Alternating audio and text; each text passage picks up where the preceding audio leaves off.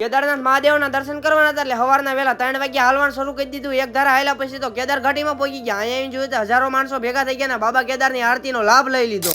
તો કેમ છો બધા મિત્રો, મજામાં દઈશું. આપડા કેદારનાથના વ્લોગમાં તમારું બધાનું સ્વાગત છે. સવારે વહેલા જાગી ગયા કારણ કે હાલવાનું શરૂ કરવાનું. અમારે બધાને નાવાનું હતું એટલે ગોરીકુંડમાં નાવા આવતા અહીંયા એટલું ગરમ પાણી હતું એની વાત જ જવા દો. અહીંયા સાક્ષાત મહાદેવનો હાસ. અમે બધા ગરમ પાણીથી નાહી લીધું પછી તો રૂમે આવતા રહ્યા તૈયાર થઈ ગયા કારણ કે હાલવાનું શરૂ કરવાનું. 4 વાગી ગયા ને અમે બધા હાલવાનું શરૂ કરી દીધું. જેમ તમે સવારના વહેલા હાલવાનું શરૂ કરશો એમ તમારો દી કપાઈ જાય. 3-4 કિલોમીટર હાલ્યા. અહીંયા તો ઊંચા ઊંચા એટલા ડુંગર આવ્યા એની વાત જ જવા દો. મજા જ આવી. સવારના 7 વાગી ગયા. જેમ જેમ અંજવાળું થયું એમ ખચ્ચર વાળા વધી ગયા ને હાલવા વાળા એટલે વધી ગયા એની વાત જ જવા દો. આનો કુદરતી નજારો એક નંબર હતો ને બહુ મજા આવી ગઈ. પાછા હાલવાનું શરૂ કરી દીધું. સવારના એમને ભૂખ્યા હતા. અહીંયા થોડીક શક્તિ લાવવા માટે ફ્રૂટ ખાવા પડે. પછી તો અમે બધાએ ફ્રૂટ ખાઈ લીધા. તમે કોઈ આવતા હો તો ફ્રૂટ ખાવા જરૂરી છે. ફ્રૂટ ખાઈ લીધા ને થોડી ઘણી શક્તિ આવી ગઈ. પાછા મહાદેવના નામ લેતા લેતા હાલવાનું શરૂ કરી દીધું. આ જગ્યાએ જેમ જેમ ઊંચા જાય એમ એમ કુદરતી નજારા એક નંબર આવે. પાછા ઊભું રહી જવું પડે. બધું જોતા જોતા અડધે પહોંચ્યા હતા. રામવાળા આવી ગયો. અહીંથી કેદારનાથ 8 કિલોમીટર જ આઘું છે. આપડા મામા કે હાલો બીજી વાર ફ્રૂટ ખાઈ લેવી, થોડીક શક્તિ લઈ લેવી. પછી તો બીજી વાર ફ્રૂટ ખાવા ઉભા રહી ગયા. અમે બધાએ ફ્રૂટ ખાઈ લીધા ને હાલવાનું શરૂ કરી દીધું ને એક નંબર નજારો આવ્યો ને વિડીયો ઉતારી લીધો. થોડું ખાઈ લેતા વચ્ચે બરફ આવ્યો. હમણાં કેદારનાથમાં બરફ પડ્યો ઈ જ બરફ છે. આપણે તો કોઈ જિંદગીમાં કુદરતી બરફ નહોતો થયો. પછી તો હું હાથમાં લઈ લીધો રસગોળો બનાવો તો પણ હારે કલર નો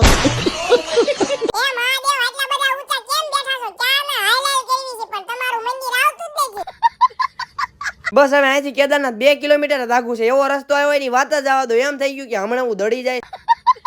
બપોરના 3:30 જેવું થઈ ગયું ને ફાઇનલી અમે બધા કેદારનાથ પહોંચી ગયા. આપણે જે ટેન્ટ બુકિંગ કરાવી ટેન્ટ આવી રીતનું છે અને આ ટેન્ટમાં રહેવાની એટલી મજા આવે એની વાત જ જવા. અમે બધા ઘડી ખુઈ ગયા ને ફ્રેશ થઈ ગયા. આરતીનો સમય થઈ ગયો એટલે કેદાર ઘાટી બાજુ નીકળી ગયા. અહીંથી કેદાર ઘાટી 500 મીટર આગી છે. અહીંયાથી આખો હિમાલય દેખાતો હતો. જિંદગીમાં પહેલી વાર બરફનો પહાડ જોયો. ફાઇનલી અમે બધા કેદાર ઘાટીમાં પહોંચી ગયા. અહીંયા તો હજારો માણસો ભેગું થઈ ગયું કારણ કે આરતીનો સમય થઈ ગયો છે. અહીંયા ઉત્સાહ આવી ગયો એની વાત જ જવા દો. કોમેન્ટમાં જય શ્રી કેદાર લખવાનું પાછા ભૂલતા નહીં. બાબા કેદારની આરતી શરૂ થઈ ગઈ ને બધા ભાઈ ભક્તોએ મોબાઈલ કાઢો ને વિડીયો શૂટિંગ ઉતારવાનું શરૂ કરી દીધું. બાબા કેદારની આરતીનો લાભ લઈ લીધો. જમવાનું બાકી હતું એટલે અમે બધા જમવા આવતા. કાલ કેદારનાથ મહાદેવના દર્શન કરવા જવાનું હોય. ટેન્ટે આવતા રહ્યા ને હીટર આપી દીધું ને હુઈ ગયા. તમે બધા ફોલો તો કરી નાખો.